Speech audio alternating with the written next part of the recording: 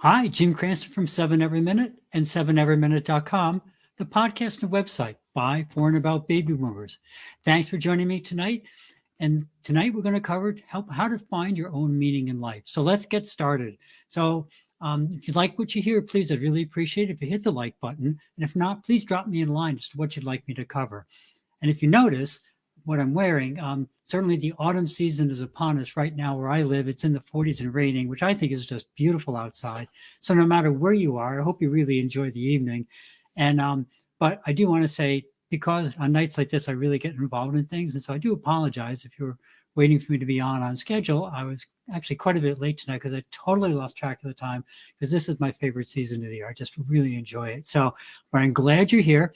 Tonight it's kind of a funny sort of topic, and it's going, as always, going to lead back to the same conclusion. But I've really started to notice that following the pandemic lockdown and the economic reset and all that, that despite the world returning to normal, it seems that a lot of people are kind of noticeably dissatisfied. There's a lot of superficial reasons given, a lot of politically motivated reasons with everybody trying to blame everyone else, and some very real reasons, of course, things like the war in Ukraine. But the breadth of the whole malaise is such that I really think there are some more fundamental core reasons. And so with all the, keep going back over the past couple of years, right, we had all these false stock market profits before the pandemic. And then, all the amazing fake wealth that was being created out of that, coupled with all the shallowness of social media, really started to peak, I think, in a lot of ways. And I really think that a lot of people, to varying degrees, even worldwide, kind of stopped looking at true core values and became infatuated really with shallow gaudiness, basically, for lack of a better word, just whatever to impress somebody else was what they became interested in. So why get a car when you can get an SUV? Why get an SUV when you get a great big pickup truck? Why get one when you can get two? What, you don't have a summer home? I mean, the whole thing was just going on and on and on. And if you've read any history at all, the whole Holland tulip bulb craze in the 1630s, way back then, the same sort of stuff was happening. And everybody in business, we talk about up and to the right. So you're heading, and everything's getting your profits are going up, and things are heading towards the sky. And tomorrow is always better than today, and that's the way it was in Holland at that time. And it went that way for about almost 4 years, I believe it was. And tulip bulb prices went up, I believe it was by nearly 100 times, according to some records. And everybody was speculating and buying tulip bulbs and selling them for a profit, and were washing money and spending it on everything superfluous, until suddenly it all ended with a rather large thud and a crash in price.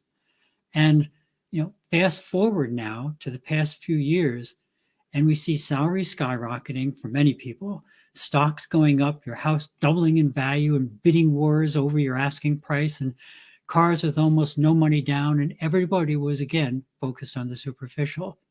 Then the pandemic came, but the party rolled on, right? It was fueled by the government with handouts and on the whole online economy. But that party too finally ended, and then some funny things started to happen. For one thing, suddenly everybody realized during the pandemic that there were all these little people who they didn't kind of pay attention to before, right? They couldn't stay at home during the pandemic, and they were the ones who did the really fundamentally important things. They made the food. They worked in the factories. They drove the trucks that brought the food and all the stuff from the factories to you. They tended to the sick. And they cared for the home care patients. They fought fires and they picked up the trash.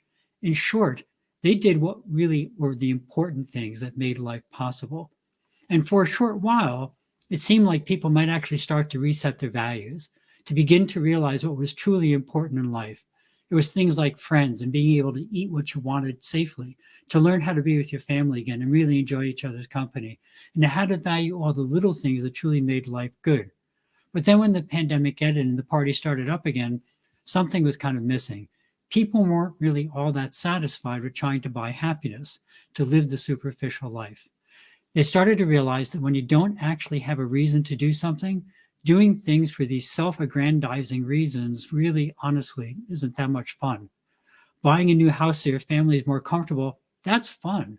Everybody appreciates it. Everybody feels happy because life is genuinely nicer. Buying a new house just to show off really doesn't work. because someone else can always buy a bigger house and show off bigger than you. There's no intrinsic value in it for you or for the people around you. So we started to see the spread of dissatisfaction and unrest, of exaggerated reasons as to why life should be better and why it wasn't very good. At the same time, all those little people said, hey, we're really tired of being the poorly paid servants to everybody else. And suddenly, you couldn't go buy a dinner for four for $20 anymore, and the lawn care person wouldn't mow your lawn for another $20. At the same time, there were more and more people who just started to drop out, to realize they'd been living a life driven by marketing and consuming, not by passion and family and enjoyment. So here we are now, late 2022. And if you're like a lot of people, you have this sense that you're kind of at a turning point. And you're right.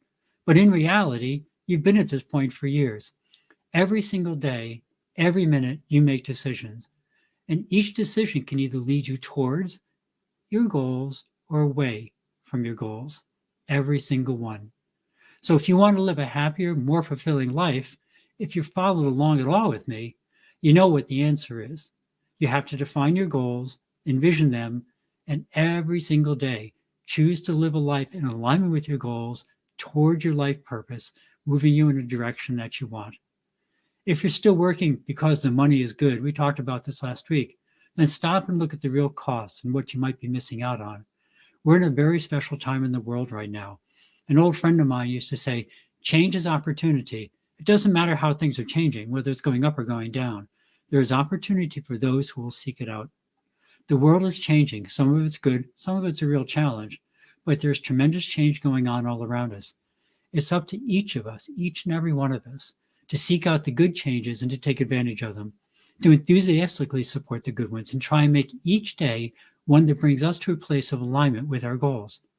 We've talked about many ways to do this, such as structured goal setting and envisionment of goals and practices and techniques to do that, and we'll continue to do that. But I'd suggest that now is a particularly good time to start again and to make your life what you want it to be. With so much change going on, there are many ways to find support for your efforts. Whether podcasts such as this one or online or in-person communities, many people are seeking more meaning in their lives, and you can find a lot more support. So I would encourage everyone to think about what really matters and matters most to you. Then write it down so you can look at it every single day. And again, we've talked about this before. Writing it down is really important, particularly if you're writing in a public place. I have them written on a whiteboard in the hallway. And very often in the morning, I'll recite them to myself. You want to remind yourself every day what the point of today is.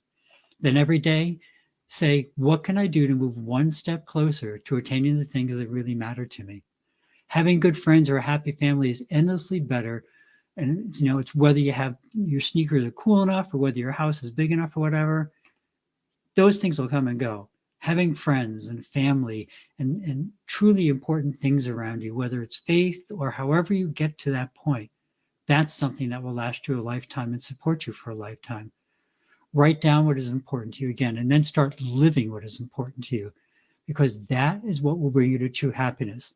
And that will bring out the true and lasting meaning in your life, which is what we promised to cover in the beginning of this. So that's it for the evening. As always, don't forget, please, ukr7.com. That's the page I have, places you can make donations to help the people of Ukraine. And I'm actually been late. I apologize. I do have, like I said, one more link I want to put up for the food kitchens. That's getting more important. It's getting cool here. It's getting very cold over in Ukraine as well. They're moving into winter just like us. They're a Northern Hemisphere country. So if you or any of your friends are looking how you can support Ukraine, send them to ukr7.com. Look online. There are a lot of places doing it.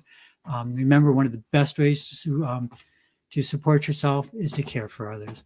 And if you're able, please send people to help support the people in Ukraine right now. It's really very important. They're in a very, you read the news and yes, they're making progress, but they're making progress with the country destroyed. They need help. So as always, be true to yourself, live your life aligned with your true goals. Thank you for stopping by. If you found something interesting, useful, please pass it along. Please hit that like button. And if not, please drop me a comment as to what you'd like to hear.